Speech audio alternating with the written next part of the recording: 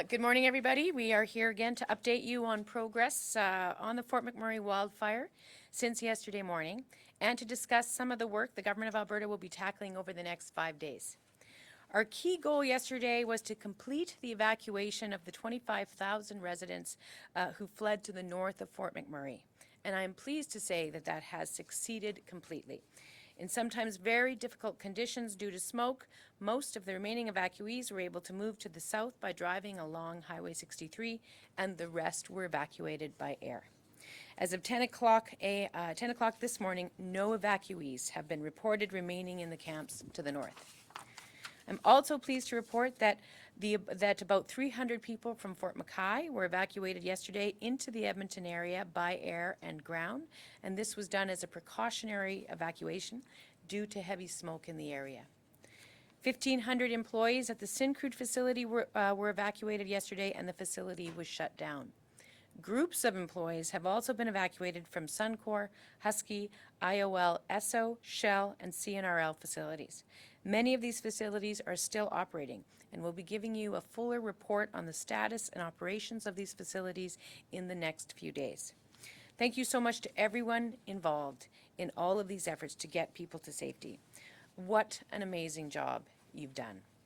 Now, it has been widely remarked, including by myself, about how miraculous it has been to evacuate the entire population of the city and its surrounding facilities in such a short period of time. Unfortunately, we did lose at least 2 of our fellow citizens during this emergency due to traffic fatalities. As has been reported in the media, we lost Emily Ryan and Aaron Hodgson during the evacuation. Our hearts go out to their families. This is Mother's Day. I'm hoping, in all of this crisis, to spend a few minutes today with my own children.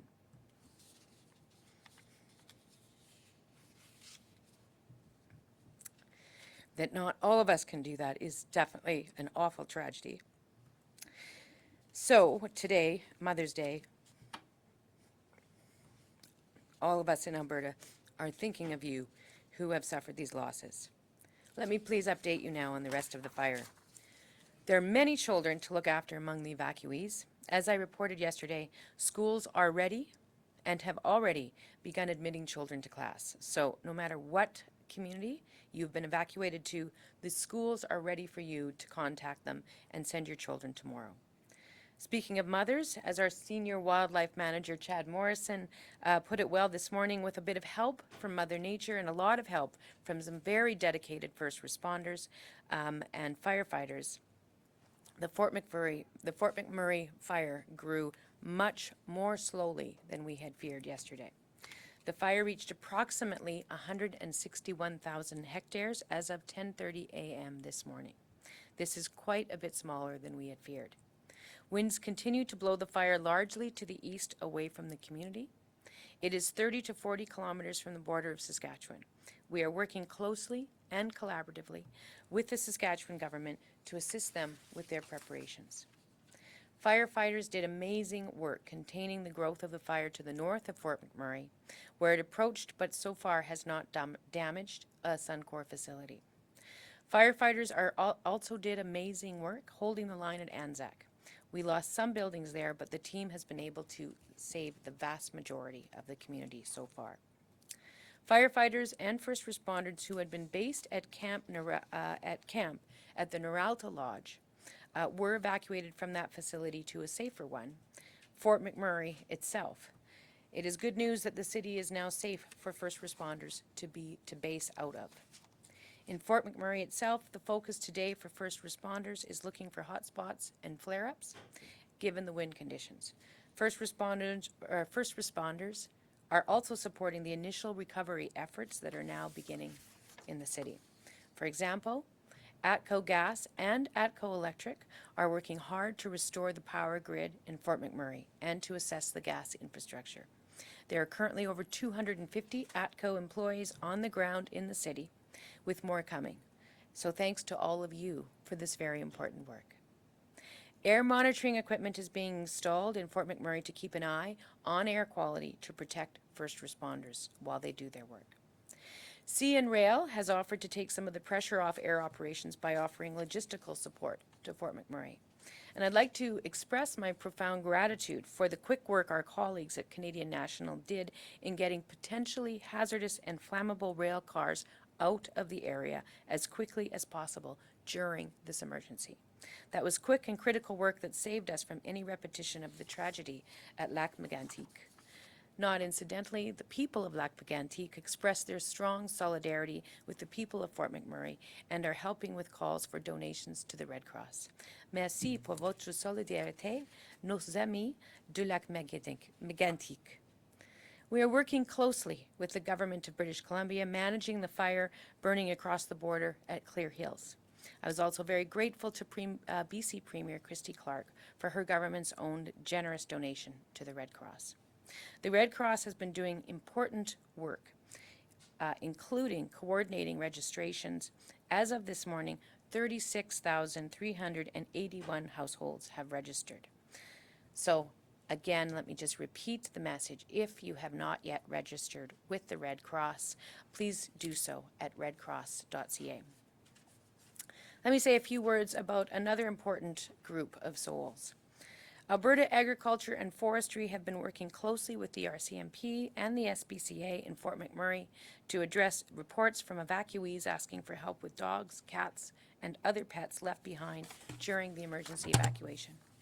As soon as it was safe to do so, teams began going to locations where people reported that pets had been left behind to give them food and water. And so they've been continuing that work, and they've been also keeping an eye out for animals in the streets.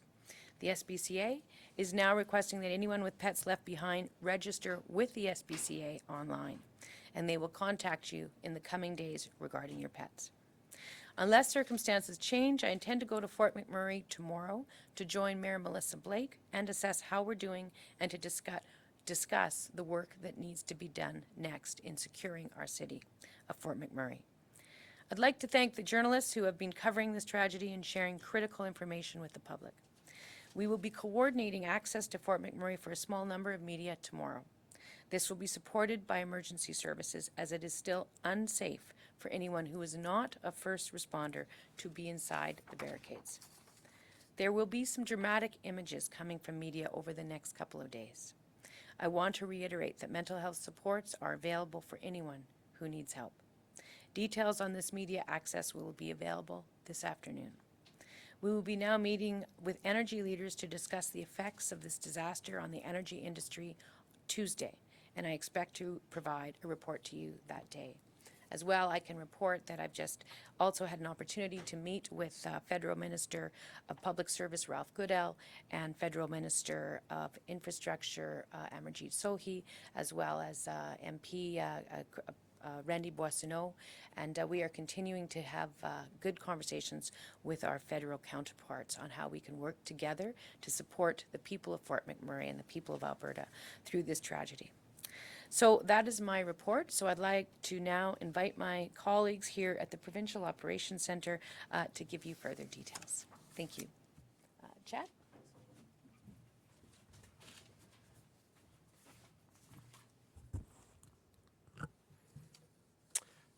Thank you, Premier.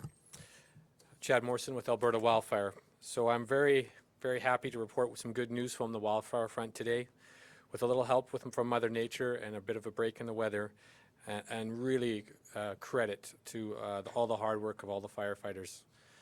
We were able to hold most of the line in Fort McMurray yesterday. The fire is now only 161,000 hectares, which is smaller than first expected. In the extreme conditions yesterday, firefighters held the city areas in the city and in the community of Anzac. Dozer Guard has been established around the Gregoire Lakes area to the south, as well as we continue to secure the Anzac area, protect Gregoire Lakes Estates area, and the Fort McMurray First Nation. We can also report that the fire blew over the Nexon Long Lake yard at this time on site, but with only minor damage into the yard site. Air suppression continued to work on the north side of the fire, and we continue to hold the fire away from the Suncor operations as well as the Northlands lumber yard. Again, we expect the fire to either hold or move away from these sites in the coming days, And as all these sites continue to be fairly resilient to wildfire with cleared areas and industrial fire departments on site. Tomorrow and today, we expect still strong west winds from 30 gusting to 60 kilometers an hour. And we may see a chance of showers later today or overnight. We expect the cooler temperatures in the coming few days to really help firefighters continue to get a handle on the fire inside the city and outside in the forested areas. We had firefighters in air support working the Timberley, Thickwood, and we've put in 17 kilometers of dozer guard in the north end here to continue to establish and secure the north end of the fire. We have over 500 firefighters on site currently, with 200 helicopters, 44 dozers and heavy equipment continuing to work, 27 air tankers available. 4 of the helicopters we have working on site are heavy lift helicopters, and they can deliver more water than a tanker can. They can deliver up to 2,000 gallons in an hour period onto the fire. We have Ontario firefighters that have arrived yesterday and have been working the fire most of the time. We continue to have 66 firefighters coming in from Quebec and New Brunswick this week. Again, thank you to Quebec and Northwest Territories for sending air tanker support. 4 air tankers from Quebec and 1 from Northwest Territories continue to work fires for us. We continue to have over 1,500 firefighters in the province and 146 helicopters and 222 pieces of heavy equipment, along with the air tankers, to continue to address other fires in the province and support this one. As of yesterday, there's 34 fires still burning in the province, but I can happily report as well that 31 of these fires are now either being held or brought under control. I must also note that we have a 44,000 hectare fire along the BC border. And we're working closely with BC to contain this fire, as we have established fire teams on both sides. And I just want to take a moment to thank the BC Forest Service and Fire Service for continuing to assist us during this time. We've established over 50 kilometers of guard, and we continue to hold it. The fire has actually seen some rain and a touch of snow this morning, and we expect to continue to make good progress. And that's the report from wildfire, and I'll turn it over to Scott.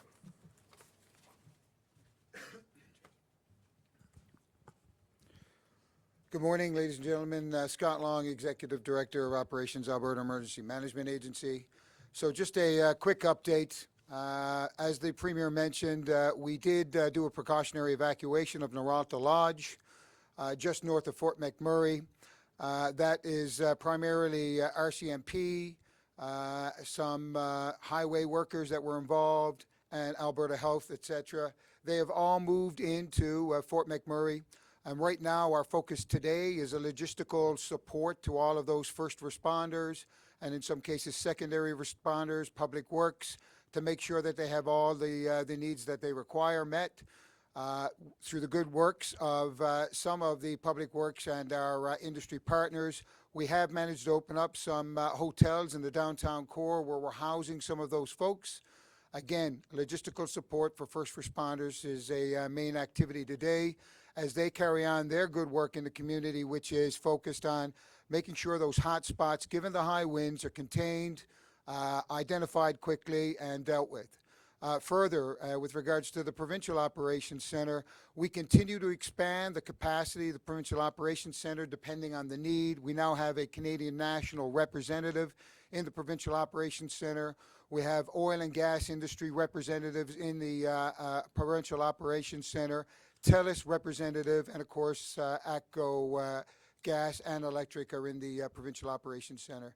Tomorrow, in conjunction with the Premier's visit, we're also going to send up the beginnings of a team that will deal with re-entry planning in conjunction and collaboration with our partners at Wood Buffalo Regional Emergency Operations Centre.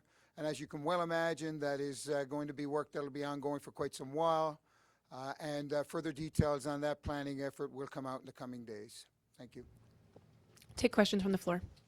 Military, I know that it was kind of going to be possibly people coming in once the situation had calmed down a little bit. It seems now that you've got first responders in there, maybe the situation has calmed enough.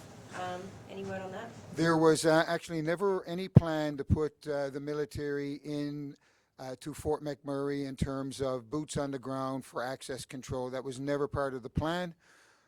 It was an option that was available if required. But again, I remind everybody, DND is in extremis. We have more than enough first responders, RCMP available, as you can see, in Fort McMurray right now. Is there any word yet on what caused the fire at all? No, not at this time. It's still under investigation, but as I have stated earlier, the likely cause during this time of year is human-caused wildfires, which is why we want all Albertans to take extreme care when in any area, forested area of the province. We've also had some lightning fires this year, so again, our investigation team has been on the ground and is looking at the cause. I expect it to be at least a week or two before we actually get through the process there. And like I said, still early days on determining the cause. Chad, while we have you, can you maybe explain what the conditions would need to be to use water bombers and helicopters, and if situations would arise where maybe you would just have to let structures burn without a fight, just for the sake of resources or conditions? Would that ever happen? For us, our first priority is human life and communities, and we're going to always put our air tankers and our firefighters there to protect that as our first priority. We would never let such things happen if we could all possibly help it. This fire has had such extreme wildfire behavior. Some of the fire documentation we've looked at now, we've actually been able to determine that 4 lightning fires resulted as a start from the fire weather generated from the big, larger fire itself. And as well, we've had this fire jump a kilometer-wide or mile-wide river. You know, the extreme conditions that we've had here with no rain for the last 2 months, our concentration, our efforts has always been 100% on protecting human life and communities so that folks can get out safely. So specifically on the Fort McMurray fire, there would never be a situation where you felt the need to let a block of buildings go? Never, okay. never. Now that there's some stability in Fort McMurray, have you been able to do more of an assessment of damage to buildings, and has the timeline for getting people back into the community changed at all? Good question. The work will start tomorrow as part of that re-entry planning. Damage assessment teams are obviously key to that. We have some initial damage reports that were provided, but you have to remember those are initial damage reports provided from first responders on the ground that were engaged in saving lives and saving infrastructure. Further detail will come out in the coming days. But that's clearly a big part of the re-entry is determining the damage assessments. Further, there is no timeline. There are conditions that have to be met as part of that re-entry planning. And again, we're still starting. We're starting it. It's ongoing, but I don't have detail other than the fact there is no set timeline yet. But it will be as quick and as quick as possible when it is safe to do so. You just, the other day, the Premier cautioned people that it might be quite a long period of time. Does it still look like that? Again, no timeline has been set. We want to do it as quickly as we can. Our goal is to make sure that the re-entry plan, based on lessons learned that we have learned from from Slave Lake and from High River. We have teams with an immense amount of experience in doing this, and those folks are all reinforcing the Fort McMurray re-entry planning so that we can do it as smoothly and as effectively and as efficiently as possible to get people back to their homes quickly. Chad, you mentioned that the rate of growth was less than what was expected yesterday. Are you expecting that trend to continue because there are cooler temperatures? And at what point do you expect this fire to reach the border with Saskatchewan? Yeah, thanks. Right now, with the expected cooler temperatures in the coming week, we actually expect to see below seasonal temperatures coming week. So we're hoping over the next 3 to 4 days that we're going to have some great opportunity for firefighters to get on the ground and continue to put out hot spots in the interior, as very much of the interior now is safe for them to work to do so. Long term in the forested areas, way out in the out there, is that we expect to be out there for months, continue to put the fire out. We could see some growth if we get another week or two of hot and dry weather, that we could expect to see some growth out in that far eastern sides here. But again, that's away from the communities, and we still have a lot of work in front of us, especially in those forested areas. We're going to take a question and then we'll go to the phones. This question for the Premier. Has the province put out a call for psychologists, social workers from other provinces to come in and help evacuees?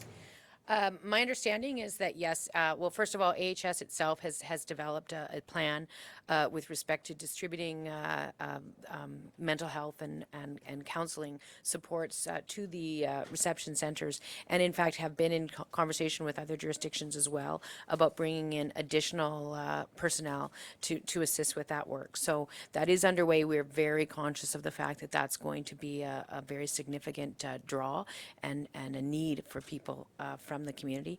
So they are well at work on it. So other provinces are sending those resources here? I believe that work is going on. What I've heard thus far is that BC will be sending some. I haven't heard the details on the remaining jurisdictions, but there is no question that AHS is very much on this issue and is planning diligently to ensure that people's needs can be met. We're going to go to the phone lines now. Operator, please put through the first caller. Your first question comes from Ryan Tomility with Metro Edmonton. Hi, Premier. Thanks for taking the call. I'm just wondering if you or if maybe Mr. Long would be better for this question, but wondering if we have an estimate of how many evacuees have gone to which communities. Good. I'll start, and then if Scott would like to supplement. As we've been saying all along, it's absolutely critical that people register with the Red Cross at the online address to ensure that their data is complete, so that we can then start to develop that information. We're just in the process of working with Red Cross to get a better sense of that information. It's not completely compiled yet, but we do, I think it's safe to say, the majority are in the Edmonton area, although people have been actually moving across the country. So we'll be able to provide more information on that fairly soon, hopefully in the next day or two. But it's a data management issue, and that's why it's so fundamentally important for people to be sure to register with the online at the redcross.ca address. Is that it? Yeah, okay. Operator, please put through the next caller. Your next question comes from Becky Perlow with ABC News. Hi, this question might be for Mr. Long. You mentioned the damage assessment came from first responders, and we've seen continued reports that there were about 1,600 structures lost, but we still haven't seen any new numbers since that 1,600 number was first reported. We're wondering, have any new structures been lost and added to that list? Do you have any definitive updates or numbers on total structures lost? Again, good question. We've been at phase one of the operation for us has been response, and that has been ongoing for the last 6 days. All those first responders' primary function was preservation of life and preservation of structures, not so much counting the structures. Now that we're going into the phase two, which is stabilization of the situation, which seems to be happening thanks to the great work of the firefighters, and again, as Mother Nature has helped, we're going to start getting some folks on the ground that can start having a look at those damage assessments and getting a better feel for it. I can tell you part of what we've been trying to do, and we've been briefing on, we've been paying a special attention to the critical infrastructure within Fort McMurray, because things like power stations, schools, hospitals, water treatment plants are essential for the reentry planning. And you will see, as we've briefed upon, a lot of the firefighting efforts have been around reinforcing and protecting that critical infrastructure. That will lead to the eventual timeline that you folks are interested in. If we don't have a hospital and we don't have a water treatment plant, that's going to be a whole lot longer. We have a hospital, we have a water treatment plant. Now we just need to get in there and see damage, determine how long, and then develop that timeline. But no updates on specific numbers? Not yet, ma'am. I think you'll find that within the coming days, we're going to get a much better handle on the numbers of structures. As I said, up until today, or actually up until tomorrow, the focus remains on protecting what's there, not necessarily counting what's there. Operator, please put through the next caller.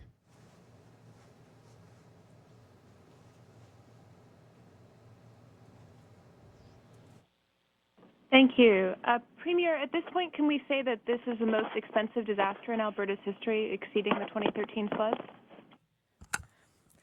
Well, I think it's important to probably follow up on the comments that Mr. Long just made, which is that it is really too early to speculate on this. It's too early to speculate on the extent and the nature of the damage. You can walk by a building, it looks like it's still standing, then you go in and you discover that there has been damage to its engineering infrastructure, and so that in fact that's something that needs to be repaired. Conversely, something can look like it's right next to something that has burned down and it's completely functional. So that's what Mr. Long has been saying, is the focus has been protecting, not counting, and so we really can't speculate on damages until we've sent the experts in, sent the engineers in to look at the buildings to determine what needs to be done to ensure that they are safe and functional, close to where they had been before. So it really, the short answer is it is just simply too early to speculate on the amount of damages. Thanks. If I can follow up with Mr. Morrison, I appreciate the detail on Long Lake. Can you tell us if there are any other energy facilities that are near the head of the fire right now?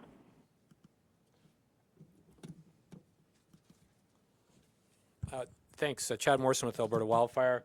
At this time, to my understanding, the fire is not threatening any of the major facilities to the north. To the south, there are some facilities. Given the cool weather that we're going to experience for the next number of days, we expect to hold the fire. Of course, there is no guarantees, but at this time we feel very strongly with the fire continuing to move out to the east, which is more remote, not much for facilities and more forested areas, that we don't expect any of those impacts at this time. We're going to stay with the phone for a couple more questions, and then I'll come back to the floor. Operator, please put through the next caller. Your next question comes from Ian Bailey with Globe and Mail. Question for Mr. Morrison and Mr. Long. I guess, Mr. Long, you said that lessons were learned from previous wildfires about re-entry. What in a nutshell were those lessons? And I'll then one follow-up after that question.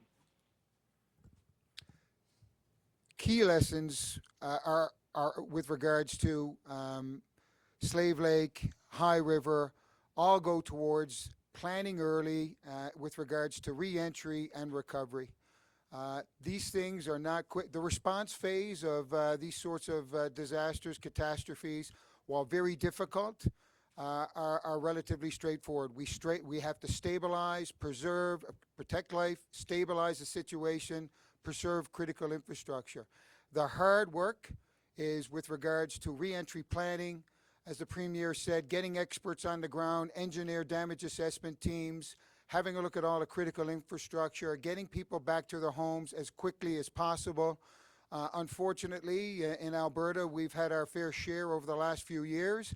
Fortunately, it's given us a lot of skill sets and a lot of knowledge on how to do this, and that's what we're doing right now, and our hope is that we'll get Albertans back to their homes as quickly as possible. And this may be a question for the Premier, but what does it say about the sort of state of the firefighting effort, that Fort McMurray may now be safe enough for the Premier to go in and take a look at the site, and also why is it important, and maybe this is just a Premier, why is it important for her to take a look at this and see this firsthand? Well, I think it is fair to say that as more and more fire has burned out around the city and the fuel around the city starts to disappear, that the city itself becomes more secure from the perspective of the risk posed by the wildfire. So that is the point that we are getting to here, and we are starting to move into that second phase of securing the site and assessing the site. The reason it's important for me to go up there is because there are going to be a number of multi-ministry efforts that have to be put into play to do exactly the work that Scott Long has talked about in terms of securing and assessing the infrastructure and determining what needs to be done in order to bring that infrastructure up to a level that allows people to use it safely. And so, as the person who's ultimately overseeing all of this, it's important that that I have a chance to see it firsthand. And of course, I'm doing this on the advice of officials, within their recommendations, assuring that it is in line with what they're working in and in no way interferes with their primary object of preserving safety and focusing on infrastructure protection and stabilization. So it's really important that as we go in, we do so carefully and that we don't interfere with the incredibly important work of the many first responders who are hard at work protecting and working to reestablish Fort McMurray. Operator, please put through the next caller. Your next question comes from Tonya Zielinski with Upstream International. Hi there, good afternoon. A quick question to clarify from Chad Morrison regarding Suncor and Syncrude. I'm curious as to whether or not there has been any damage at all to those operations on the ground. And my second question is for Scott Long. I'm wondering, has there been any unexpected fire starts within the community? I heard reports that there may have been arsonists that were setting homes on fire that had not been affected by the forest fire. Can you make any comment about that? So Chad Morrison with Alberta Wildfire. Yeah, I can confirm at this point, as of early this morning, that the fire has not reached the Suncor or Syncrude facilities. The fire is still to the south and west of the Suncor facilities. We are currently holding it there. We've worked extensively with air support, air tankers, helicopters, and dozers to secure that. And we'll see how the day goes and progresses, and we'll have a report later tonight or tomorrow morning. But with the cooler weather, I do expect to hold the fire there, and we do expect to hopefully hold the fire over there the next few days.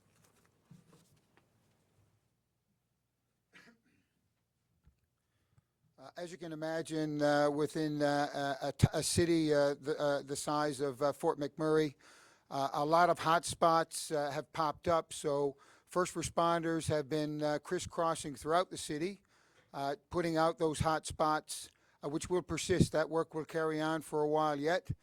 Yesterday, there were a couple of houses that were damaged by hot spots, but were quickly put out.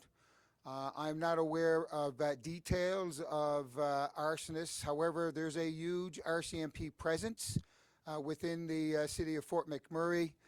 So I would defer to the RCMP spokesman for further comment on that. Operator, please put through the next caller.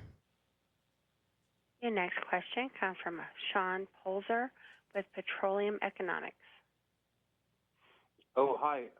Just regarding the meeting with the energy leaders on Tuesday, I was just wondering if you could provide a little more color on what kind of issues they're going to be talking about and whether you think these 1 million barrels a day of shut-ins are going to be a longer-term or a shorter-term issue.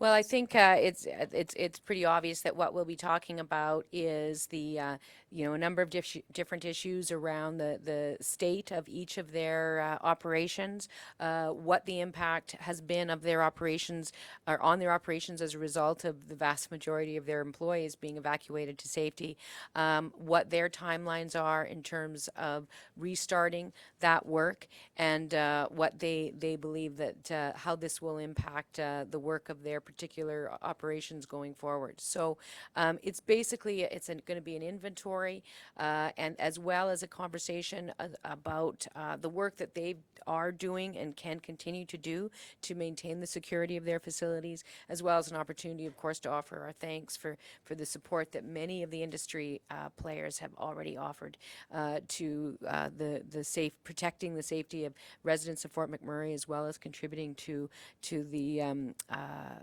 firefighting and evacuation efforts. So there'll be a number of issues on the table, and then just as well talking about sort of a little bit around the plan going forward and what people can expect, and just making sure that we're all aware of each other's situations. So, and you'll hear more once we've finished meeting. Are there any specific things that the province can do to maybe expedite the process? I'm sorry, expedite which process? of restarting the production? Like, are there things that the province can do on your end, maybe to help them along in figuring out what needs to be done? Well, we'll certainly be listening to them and hearing from them whether if there are suggestions along that line. I suspect that, quite frankly, I mean, again, each of these sites and these companies are very sophisticated in terms of the work and the capacity that they have to keep themselves safe, as well as to ensure that their work starts up again in a safe way. So I expect that they are well in the lead on that, but part of the reason, of course, is to meet with them to see if there is anything that the province can offer to ensure the safe resumption of economic activity in the area. Come back to the floor now. I've got a question about every single briefing until today has been dire. It's been horrible to listen to every single thing that you guys have all said. There is a marked change in tone today. I'm wondering if you guys can speak to how you're feeling right now about how things are looking today and going forward. Do you yeah, I'll let Chad do that. He's the most cheerful. Yeah, Chad Morrison with Alberta Wildfire. Yeah, obviously, we're obviously very happy that we've held the fire better than expected. Again, the credit goes to the wildfire firefighters out there, the structural firefighters, the first responders, all the help from the RCMP, and I don't want to forget all the people that logistically support these operations. It's huge. It's tremendous. So obviously, I'm very happy about that. And we hope to see continued success over the next few days and have good news in terms of how we continue to make progress when the cooler weather. For us, this is great firefighting weather. We can really get in there and really get a handle on this fire and really get a death grip on it. But for the wildfire stuff out in the forested area, that's going to take us a long time to clean up. But I feel very buoyed and happy that we're making great progress, especially in the community, especially that we can get first responders there, located back in the community, continuing to mop up hotspots and make it safe as soon as we can. So is it a turning point in these last 24 hours? It definitely is a positive point for us, for sure. Yeah. We're hearing from firefighters in the United States who say that they've requested to help out but have been turned away or given the runaround. Has the province been turning away any firefighters, and how can you address some of these concerns that we're hearing? Not to my knowledge. Right now, of course, we're working through all of our firefighting agencies across Canada. We also work through the Canadian Interagency Forest Fire Centre, who reaches over to the U.S. partners in the National Interagency Forest Fire Centre, or Forest Fire Centre in the U.S. As well, we have regional agreements and stuff. Mostly the issues, I believe, at this time would be simply that we're just trying to get everything lined up and continue to bring things in a manner that's safe where we can deploy those firefighters and get them to work. And we've had great response from all of our partners across Canada as well as throughout the world, and it's just a matter of us being able to expeditiously move people forward and put the right firefighters in the right places at the right time. Is there any update on whether the cash for evacuees will be flowing any faster than Wednesday?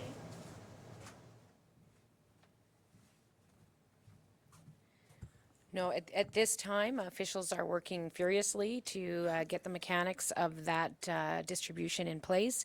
And the most recent advice that I have from them is that we are still looking at midweek. So, if we can make it happen sooner, we will. It's simply a matter of having the personnel to put the mechanics in place for that large of a distribution. So they're working very, very hard, and we hope to be able to get those resources to people as soon as we possibly can. I'm wondering whether the province is also asking federal counterparts for more financial assistance for evacuees, for discretionary funds or for income support. Is that ask being made today? Well, what we're doing is we're still focusing, of course, on this emergency response piece. Moving forward, we will have additional conversations. As you know, the federal government has acted quickly to ensure that employment insurance that is payable as a result of this natural disaster is processed more quickly. So they're doing that work. And then going forward, in terms of the federal disaster recovery plan, we will certainly be talking to them about ways in which we'd like to see it meld with the work that we're doing to support Albertans who are victims of this disaster. But we haven't gotten into the specifics yet, although we're certainly pleased that they're here, and I know that they're willing to have some pretty open conversations with us. Okay, and so just to be clear, beyond the federal government matching the Red Cross donations, they're at this point not providing any other additional funds? Well, the way it works is that there is a federal disaster recovery assistance program, and typically how it works is the province pays stuff out, and then after the fact we recover monies from the federal government. The scope of that recovery and the mechanics of that recovery are still being discussed, but there is a program in existence right now, and the question is whether we might suggest that there could be some changes to it to better support the people of Fort McMurray. I'm just wondering if there's any comment to residents who are seeing that their houses have burned, but the oil facilities, for the most part, have been untouched. I think that, we have to basically look at Mother Nature. Mother Nature flared up west of Fort McMurray and blew basically into Fort McMurray, and as soon as that happened, people worked furiously to ensure that things were preserved, and indeed, in no way to negate the incredible tragedy of the people who have lost their homes, and there's just nothing you can say to that because it's heartbreaking. But the fact of the matter is a number of homes have been saved because of the incredibly dedicated, focused work of firefighters and first responders, and a great deal of community infrastructure has been saved because of the dedication and the focus of first responders and firefighters. And in terms of the evacuation, people were evacuated because of those firefighters, because of those first responders, and in many cases because of support from industry. And so everybody came together in an exceptional way to get the best outcome possible. So that's what I would say. We're going to leave it there for today. Thanks, guys. Thank you.